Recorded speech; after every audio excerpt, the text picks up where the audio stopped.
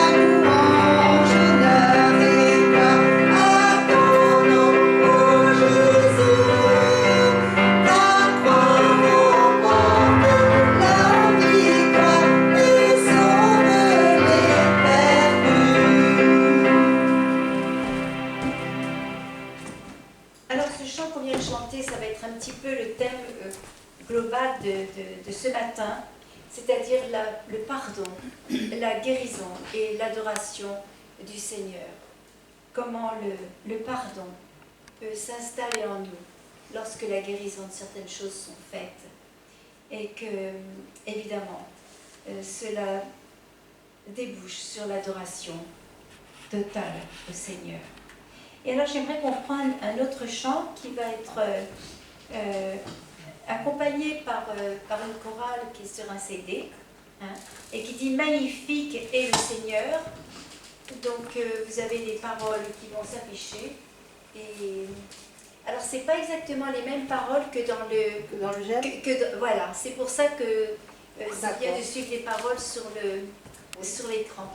Et je les ai donc mis en entier pour que ce soit vraiment les mêmes, qu'on ne soit pas décalé par rapport au texte. Voilà, magnifique est le Seigneur.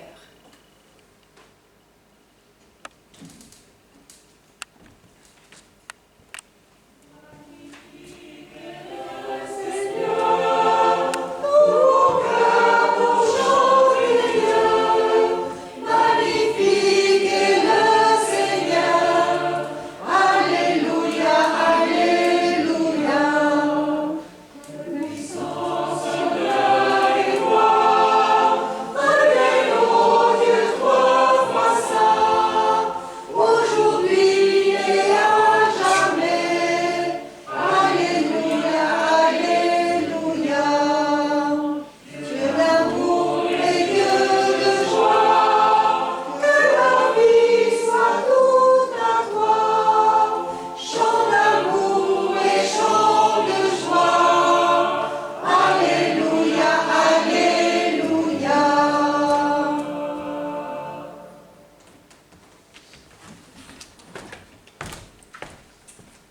j'aimerais qu'on prenne un texte dans l'évangile de Marc, au chapitre 6, versets 47 à 51.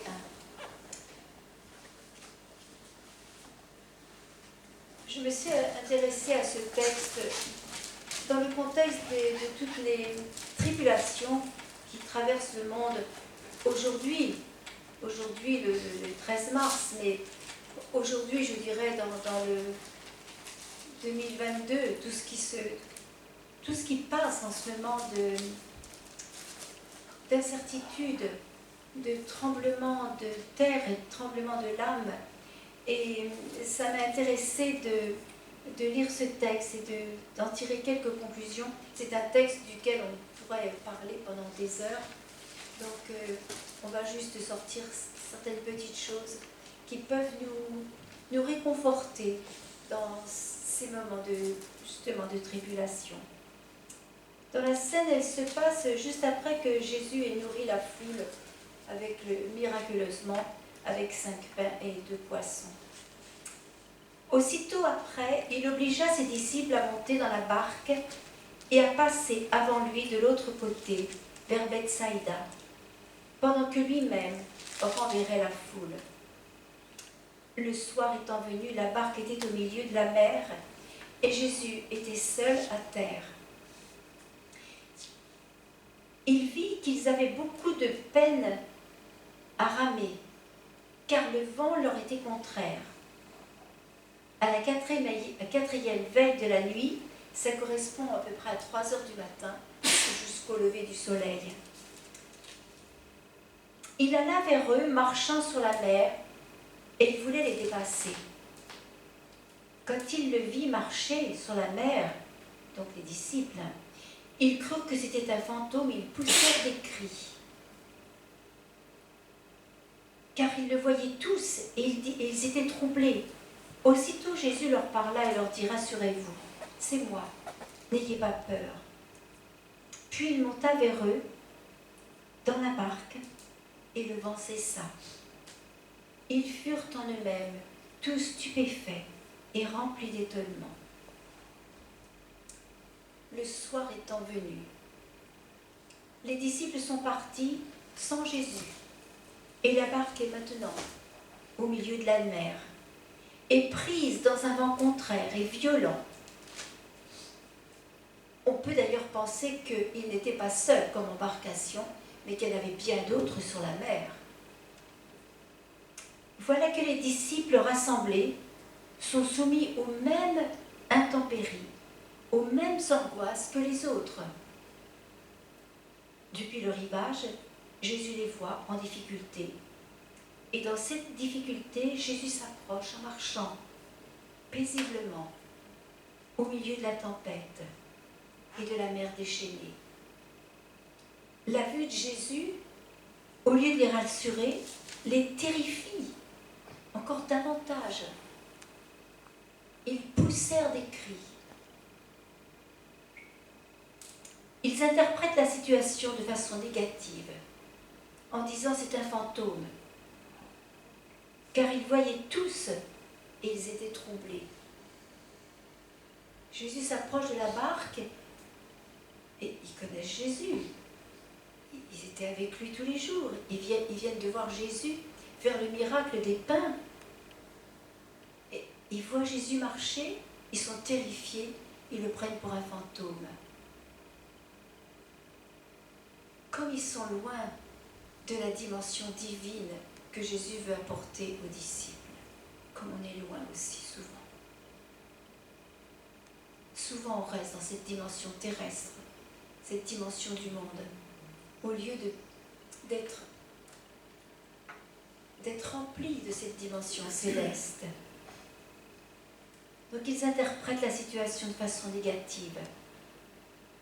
Dans cette tempête, la barque des disciples n'était pas plus épargnée que celle des autres, et les disciples étaient affolés, comme l'aurait été n'importe qui. Ils sont affolés comme les gens du monde.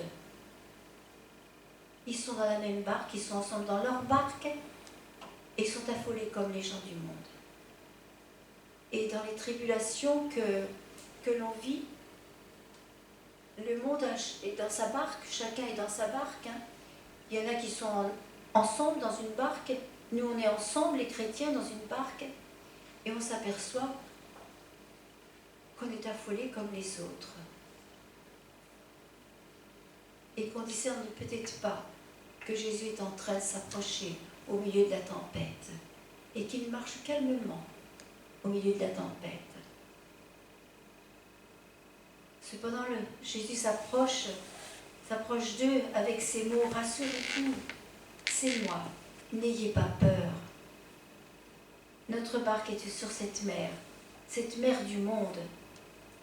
Nous ne sommes pas hors du monde, mais Jésus s'invite pour prendre place avec nous.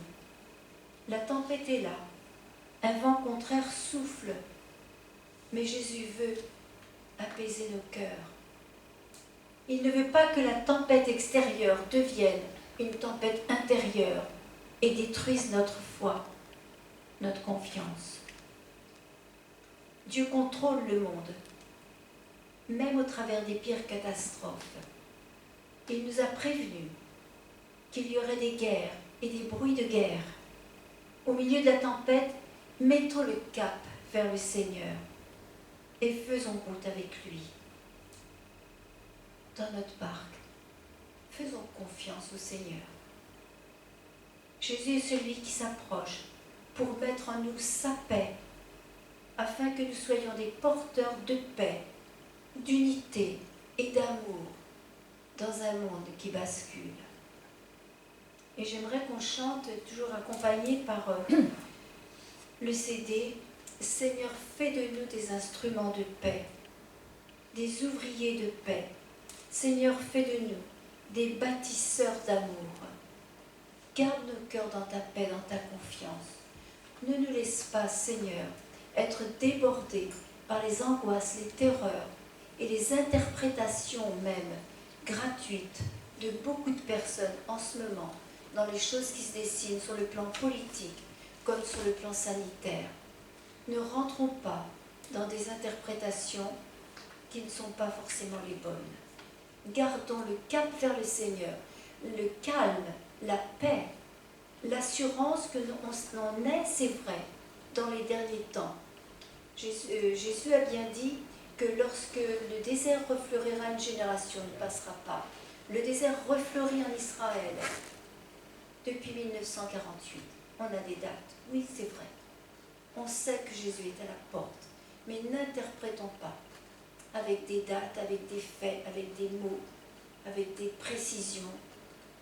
Nul ne connaît l'heure, seul le Père. Mais soyons prêts et gardons la paix du Seigneur.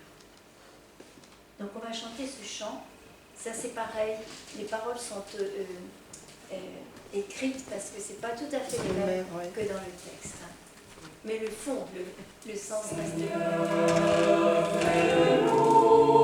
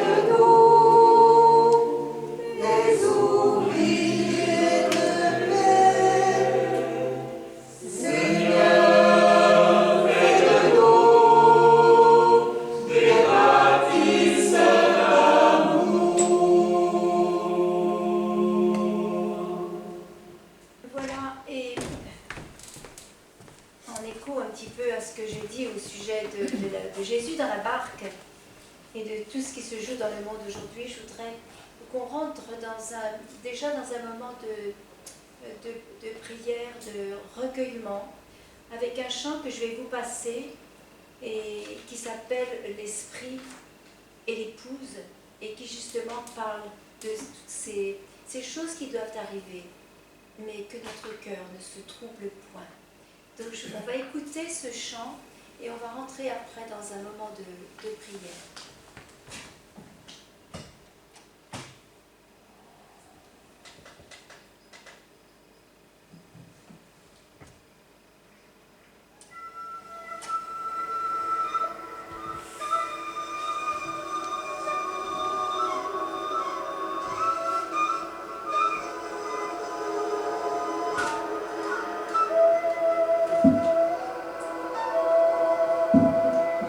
Il y aura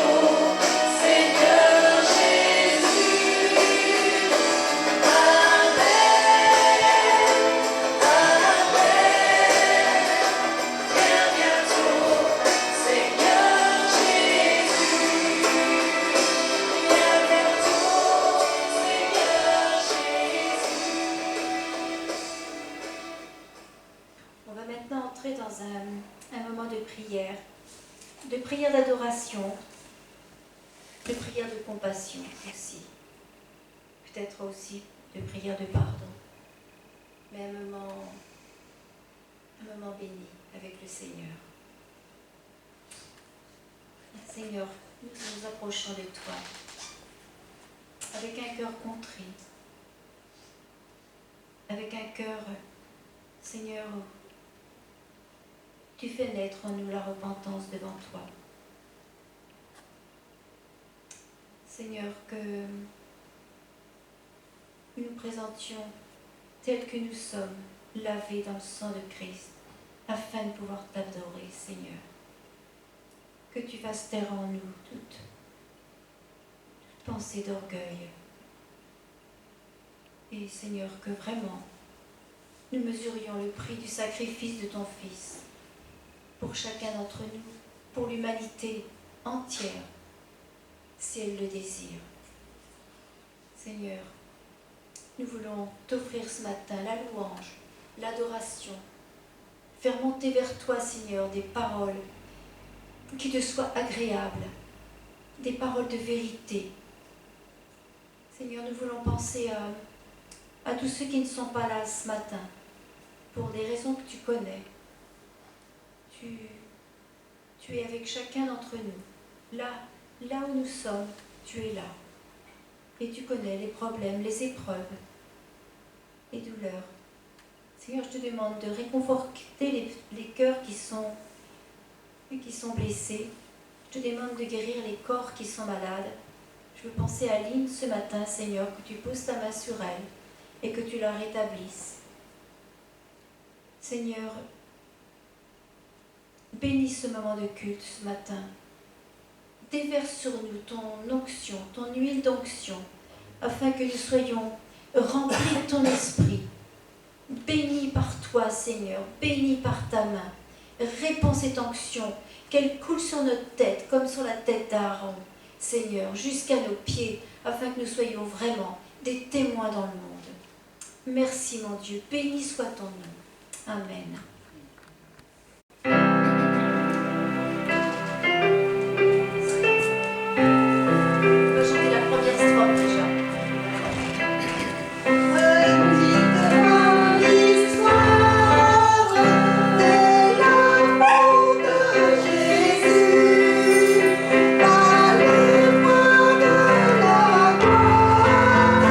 Il promet nos élus.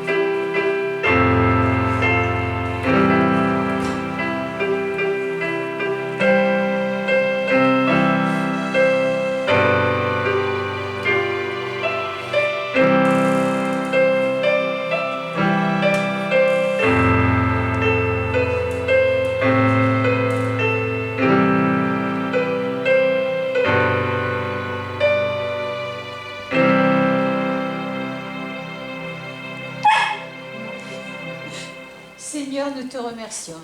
Cette unité qui vient de toi, Seigneur, nous te demandons de la faire grandir. Grandir pour toi, grandir dans ta maison, grandir dans nos cœurs. Nous déposons cette offrande devant toi, Seigneur, et nous te disons merci. Merci maintenant pour ta parole et que ton nom soit glorifié. Amen.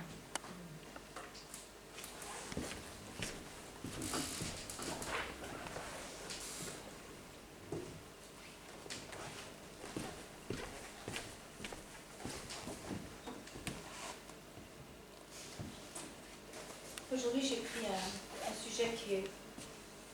Vous savez, quand je vous parle, c'est toujours au travers de mes propres... ma propre vie, mon propre passé, mes propres réflexions. Je vais en général chercher en moi les choses, parce que moi, je sais de quoi je parle. Et le sujet ce matin, c'est pardon et agression. Je crois que nous avons tous connu le fait d'être agressés de façon plus ou moins violente. Et c'est toujours un problème de savoir comment réagir aux agressions qui nous arrivent de l'extérieur. Alors l'agression, ça peut être par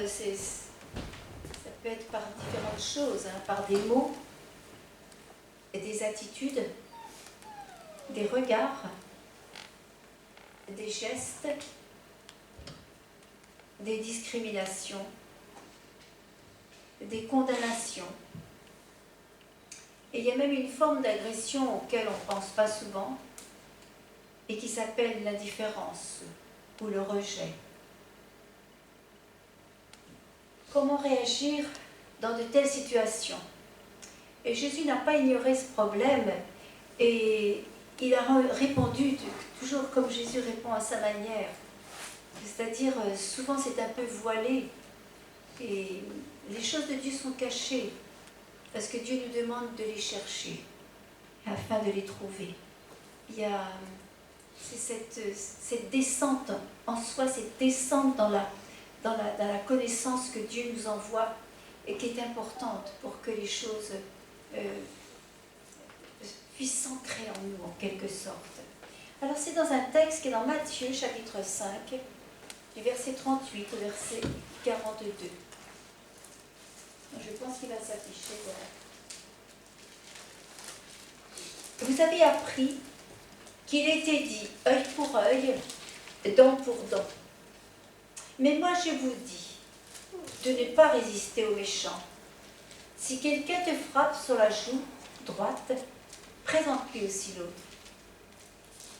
Si quelqu'un veut plaider contre toi et prendre ta tunique, laisse-lui encore ton manteau. Si quelqu'un te force à faire un mille, fais-en deux avec lui.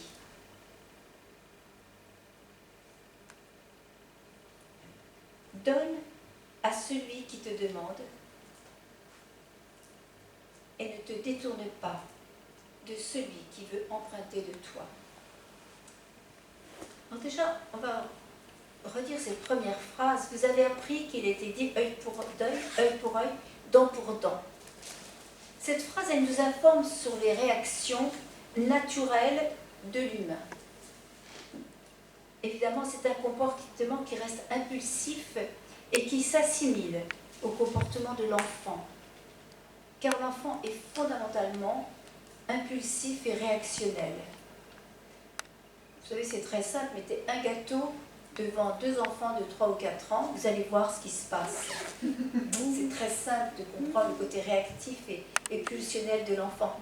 Et si vous regardez jouer des enfants dans une cour d'école maternelle, vous allez voir qu'ils ne s'épargnent pas. Les coups de pied, les enfants qui mordent, etc. Hein, et l'autre qui se venge. C'est très pulsionnel. C'est la réaction de l'enfant et qui doit justement grandir en sagesse. C'est pour ça que je me dis que les vieux ils devraient être très sages. Je ne sais pas si je suis très sage, mais normalement, on devrait avoir laissé passer les choses de l'enfance. Mais c'est le sujet, on va en parler. Beaucoup d'adultes continuent d'être enfants dans ce type de comportement, c'est-à-dire action-réaction, hein, en y ajoutant évidemment la rumination, hein, et la rancœur, la rancune. Mais le récit dans le texte de Matthieu exprime trois situations qui touchent à des formes différentes d'agression.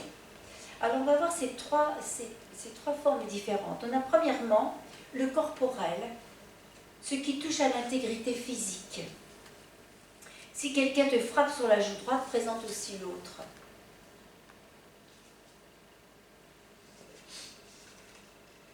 Ensuite, on a le matériel, notre vêtement, ce qui nous distingue socialement, ce qui nous protège psychologiquement, nous enveloppe en fait. Si quelqu'un veut plaider contre toi et prendre ta tunique, laisse-lui encore ton manteau.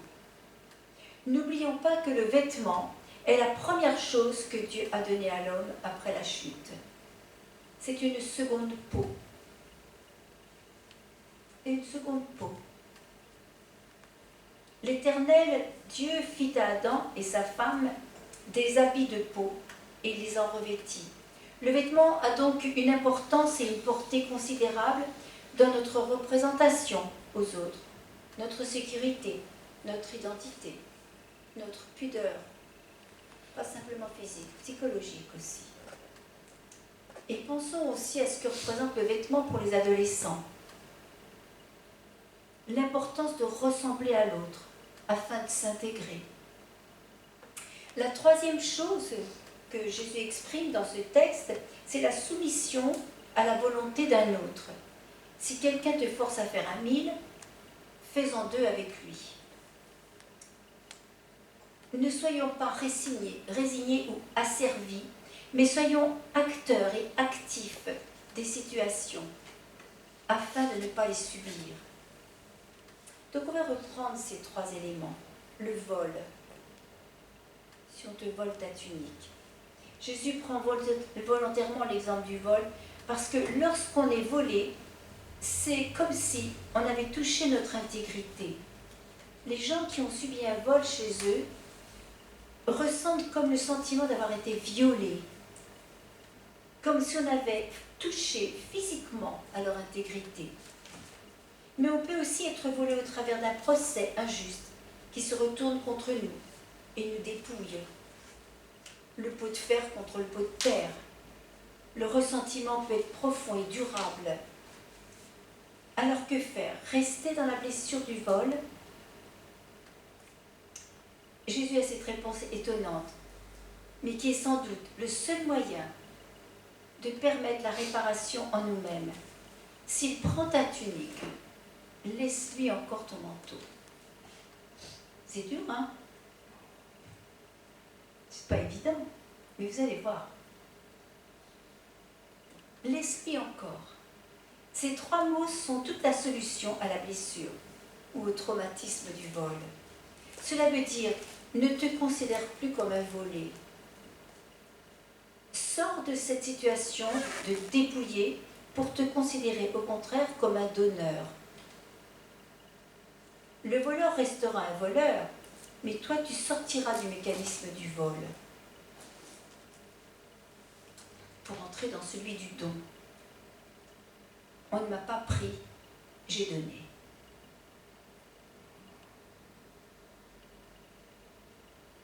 Sans oublier que finalement, c'est Dieu qui nous a tout donné. Donc, ce que l'autre nous prend à nous, peut-être même qu'il le prend à Dieu lui-même. En tous les cas, ne nous sentons pas volés, sentons-nous donneurs. L'autre, c'est l'agression physique. Si quelqu'un te frappe sur la joue droite, tends-lui aussi l'autre. Est-ce que cela veut dire qu'il faut se mettre en position de souffre-douleur ou de jouet devant l'autre? Certainement pas. Mais par cette attitude, nous inversons la vapeur. Ce qui aurait dû alimenter en moi une réaction de violence pour rentrer dans le combat que l'autre finalement attend, va subitement se dégonfler des 2 côtés en même temps. Au lieu de subir, nous prenons le parti de nous rendre maîtres de la situation et de stopper la violence et de faire cesser le combat. En fait, c'est désarmer l'autre. La troisième agression, c'est la soumission à l'autre. Si quelqu'un te force à faire 1 000, fais-en 2 avec lui. Quelqu'un veut te forcer à faire quelque chose, eh bien, fais-le de bonne humeur, et même propose-lui d'en faire le double. Et tu vas faire surgir chez lui une interrogation non seulement sur ton comportement, mais également sur le tien. C'est là où le texte de Matthieu entre en écho avec deux versets du Proverbe 26. Je ne sais même pas si le texte de Matthieu peut fonctionner sans ces 2 versets du Proverbe 26, qui nous enseignent une autre forme de réaction. Ne réponds pas à l'insensé selon sa folie, de peur que tu ne lui ressembles toi-même. Ça, c'est le verset 4. Ne réponds pas à l'insensé, je crois que je l'ai mis, selon sa folie, de peur que tu ne lui ressembles toi-même. Et le verset 5. Réponds à l'insensé, selon sa folie, afin qu'il ne se regarde pas comme sage. On a l'impression d'être dans une complète contradiction. D'un côté, nous avons ne réponds pas à l'insensé, et de l'autre côté, nous avons réponds à l'insensé. Ne réponds pas, que ce soit verbal ou physique. C'est-à-dire, ne rentre pas dans le fonctionnement de cette personne qui vient te provoquer en discussion stérile, dont tu ne pourras pas sortir vainqueur parce qu'il n'y a pas d'issue à ce type de fonctionnement, puisqu'il n'a pas de sens. Mais cette personne peut aussi venir te provoquer physiquement, t'entraînant dans des actes qui peuvent dépasser ton entendement. Le principe de ce proverbe, qui rejoint le texte de Matthieu, c'est de ne pas rentrer dans un fonctionnement dans lequel l'autre, de toute façon, ne pourra pas, ne voudra pas sortir. C'est s'enfermer dans un raisonnement qui est bloqué d'avance. C'est pourquoi ces discussions et ces agressions physiques sont des pièges dont nous risquons tout simplement de sortir en partie détruits et pour un bon bout de temps. Et au final, le verset 4 ne répond pas à l'insensé selon sa folie, de peur que tu ne lui ressembles toi-même, est parfaitement exact. Si tu réponds verbalement ou physiquement à l'insensé, tu deviens insensé de la même façon, tu deviens semblable à lui. Mais nous avons ce contraire étonnant, énoncé dans la même foulée du verset. Réponds à l'insensé selon sa folie, afin qu'il ne se regarde pas comme sage. Nous avons apparemment la chose et son contraire. En réalité, la deuxième phrase n'est en rien son contraire, mais la réponse à la première. Elle nous engage à répondre à l'insensé, mais pas n'importe comment, et dans un but bien précis, celui de lui révéler sa propre folie. Réponds à l'insensé selon sa folie, afin qu'il ne se regarde pas comme sage. C'est ce qu'explique Jésus dans son enseignement. Si on te frappe sur la joue droite, dans la gauche. Si on te vole ta tunique, donne encore ton manteau. Si on te fait faire 1 000, fais-en 2. Ces différentes réactions qui pourraient s'apparenter à une attitude sacrificielle deviennent d'un seul coup instructives et didactiques. Il est évident que nous ne pouvons pas agir de cette manière-là à chaque fois que nous sommes agressés, car à ce moment-là, nous devenons réellement le jouet de l'autre et nous perdons tout respect et toute valeur didactique. En toute chose, Dieu nous demande un équilibre entre fermeté et clémence, tout comme l'équilibre qui existe entre la loi et la grâce.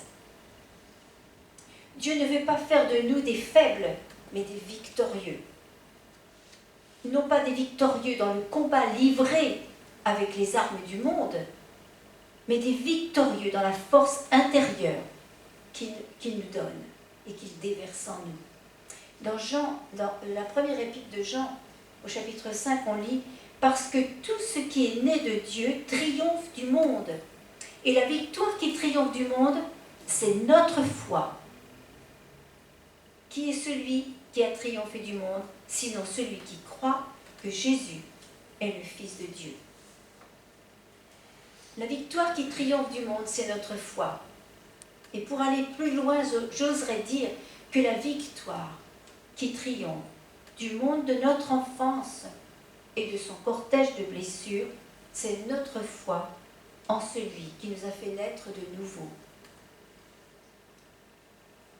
Si nous rentrons dans la folie et l'agression de l'autre, nous entrons dans un processus qui, à long terme, deviendra de la vengeance contre la personne.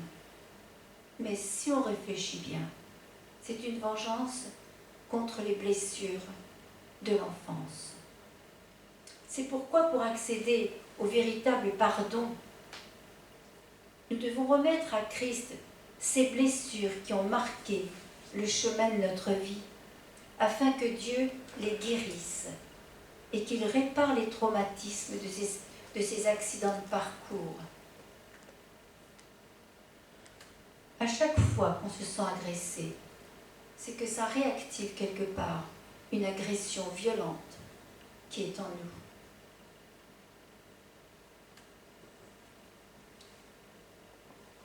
Christ.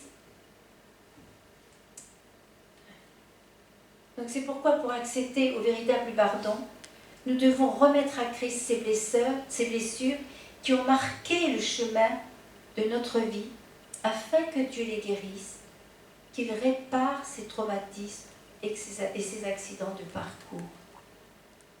Je redis cette phrase parce que je crois qu'elle est la clé, vraiment la clé de tout notre fonctionnement dans la relation aux autres. Alors nous pourrons prendre possession de cette victoire qui triomphe de notre passé, qui triomphe du monde, qui triomphe de la folie de l'insensé.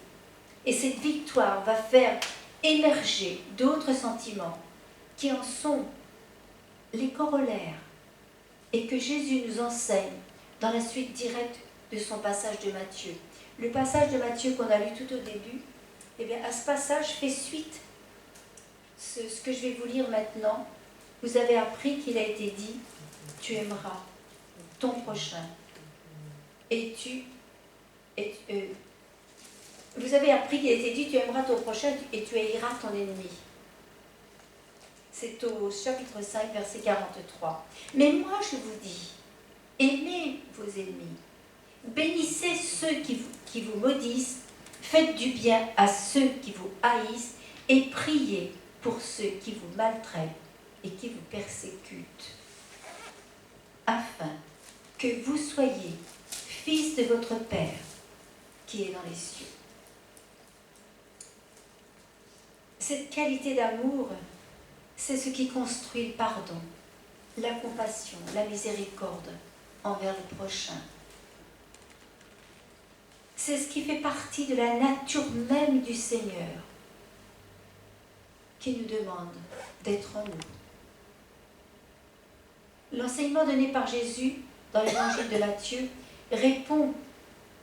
repose sur un postulat de base, la nouvelle naissance. Paul a dit aux Corinthiens, si quelqu'un est en Christ, il est une nouvelle créature. Les choses anciennes sont passées, voici toutes choses sont devenues nouvelles. En Christ, il y a une guérison des premières agressions reçues par l'enfant en bas âge. Ce qui blesse notre être intérieur en tant qu'adulte est différent de ce qui touche un enfant.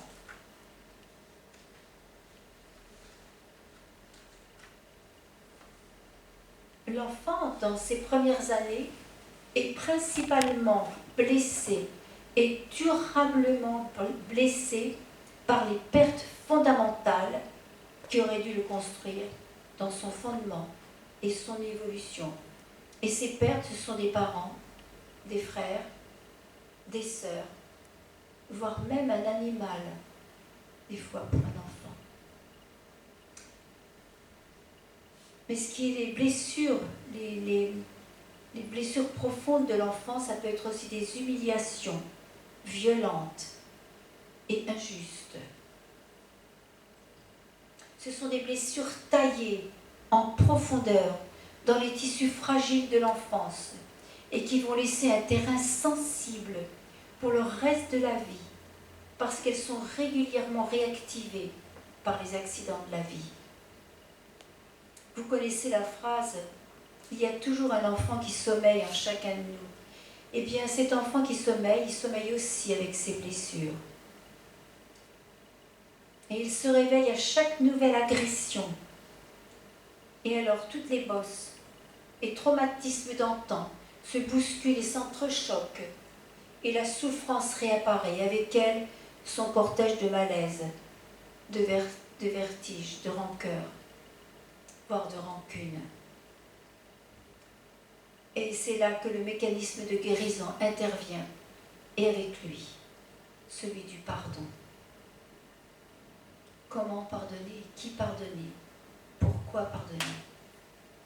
Le pardon ne peut pas s'accomplir dans nos vies, le pardon ne peut s'accomplir dans nos vies que si la réparation de l'enfance a été faite, si les douleurs ont été guéries par celui qui est le grand médecin des âmes, Jésus, le Christ, en qui tout peut renaître. Il faut apprendre à se construire. Et pour apprendre à se construire, il y a un secret, c'est de connaître sa fragilité. Il faut apprendre à y mettre des mots sur cette fragilité. Il faut la confier à celui qui est capable de nous rendre victorieux en lui. La première chose que Dieu a demandé à Abraham, c'est d'apprendre à se connaître, à savoir qui il était, afin de bâtir sa foi sur celui qui était le roc, la solidité et la réponse, et pas sur lui. Pas sur lui avec ses faiblesses, ses douleurs, ses épreuves, ses traumatismes, mais sur le roc qui était Dieu, le Dieu d'Abraham. Ne pas se connaître, ne pas connaître ses blessures et ses faiblesses, c'est laisser un terrain d'action favorable à l'ennemi. Mais se connaître, c'est pouvoir véritablement remettre toute chose à celui qui nous donne la victoire, selon ce qu'écrit Jean, puisque tout ce qui est né de Dieu remporte la victoire contre le monde. Et la victoire qui a triomphé du monde, c'est la foi. Tout ce qui est né de Dieu. Croyons que nous sommes nés de Dieu. Et être né de Dieu, c'est être une nouvelle créature. La réponse à l'agression, ce n'est pas rentrer dans le mécanisme de l'autre. Mais cela, ça pourrait rester complètement utopique si on n'a pas en nous la force de la croix, qui est en fait le seul moyen de la guérison de l'être intérieur. Alors la route est ouverte naturellement à l'amour et au pardon. La guérison intérieure, c'est la route ouverte à l'amour et au pardon. Ce n'est pas pour rien que le premier commandement nous dit « Tu aimeras le Seigneur ton Dieu de tout ton cœur, de toute ton âme et de toute ta pensée. » Aimer l'Éternel qui a édifié un plan de salut et de restauration pour que chaque personne qui s'approche de lui connaisse la délivrance et la paix. C'est ainsi que le deuxième commandement prend tout son sens. Tu aimeras ton prochain comme toi-même. Guéri, réparé, rebâti en Christ. Alors nous sommes capables de nous aimer nous-mêmes et d'aimer le prochain de nous pardonner à nous-mêmes et de pardonner au prochain. La grâce, la nouvelle naissance, la nouvelle création, la foi, le don de soi, l'amour des autres et le pardon. Tout ça, ce n'est qu'un et doit fonctionner dans un équilibre. Un équilibre qui est lié à la relation quotidienne au Seigneur. Mais souvent, un seul de ces éléments manque et l'équilibre est ébranlé. Le pardon est la dérivée de cette réparation de l'être en Jésus-Christ, c'est-à-dire la nouvelle naissance. Dieu nous répare, il nous reforme, il nous refaçonne et nous reconnecte à une nouvelle source qui est la source de vie, la source de paix. Tant qu'il n'y a pas réparation, il ne peut pas y avoir de vrai pardon. Parce qu'il y a encore trop de souffrance. Tant que les blessures ne sont pas définitivement guéries, les rancœurs sont prêtes à rentrer dans le fonctionnement action-réaction. Parce que la souffrance est encore vive et active. Le jour où la souffrance est véritablement désactivée, le pardon s'installe d'emblée. Acquérir le pardon, c'est s'approprier la guérison, la délivrance et vivre cette intimité et cette unité avec le Seigneur. Dieu a tant aimé le monde qu'il a donné son Fils pour porter le salut et le pardon en même temps que la guérison. Voilà ce que je voulais partager avec vous ce matin, parce que, comme tout le monde, j'ai mes blessures de l'enfance. Et il a fallu que j'en prenne conscience et que je les dépose. Vous savez, on les dépose peut-être pas en une fois, ces blessures de l'enfance. Je crois qu'il faut y revenir souvent. Et le Seigneur nous guérit, et le Seigneur met une cicatrice. Et vous savez, la cicatrisation, c'est quelque chose de très intéressant. Parce que quand on est vraiment conscient de ces blessures, qu'on les porte au Seigneur, c'est qu'elles sont encore vives. Et quand il commence la guérison, vous savez, sur une cicatrice, il y a une croûte qui se fait. C'est un bloc là, un bloc dur là, qui évite qu'il n'y ait aucune agression qui vienne pendant que la guérison dessous se forme. Et puis après, souvent, on a une cicatrice. Cette cicatrice, elle est visible, parce qu'il ne faut pas l'oublier. Parce que ne pas oublier sa cicatrice, c'est aussi ce qui va développer des sentiments d'amour pour l'autre. Là où on a été blessé, quand Dieu nous a guéris, eh bien, on peut mieux comprendre la blessure de l'autre. Donc ces cicatrices, elles sont là comme une trace, une mémoire en nous. Et souvent, la cicatrice, c'est un lieu qui finalement s'est durci. On a des points de notre corps qui sont un peu plus durs, un peu différents du reste de la peau. Il y a quelque chose qui se passe dessus. C'est la cicatrisation que Dieu a fait. Et Dieu le fait pareil dans nos cœurs. Vous savez, il ne faut pas se tromper. On est tous des enfants blessés. On est tous adultes et des enfants blessés. Mais Dieu veut faire de nous des adultes victorieux, des adultes mûrs, qui ne réagissent plus selon les principes de réaction, action-réaction de l'enfant, mais selon la sagesse que Dieu donne. Et moi, j'aimerais arriver à être vieille et être sage. Et avoir ce pardon tellement facile et cet amour des autres. C'est ce que je voulais partager avec vous.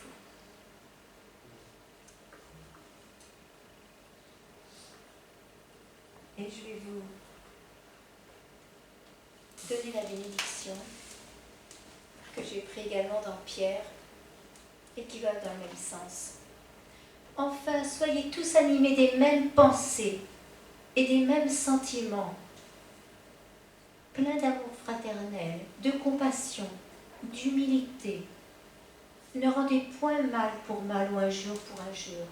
Bénissez au contraire, car c'est à cela que vous êtes appelés, afin d'hériter la la bénédiction. Voilà, je vous souhaite un très bon dimanche. Merci.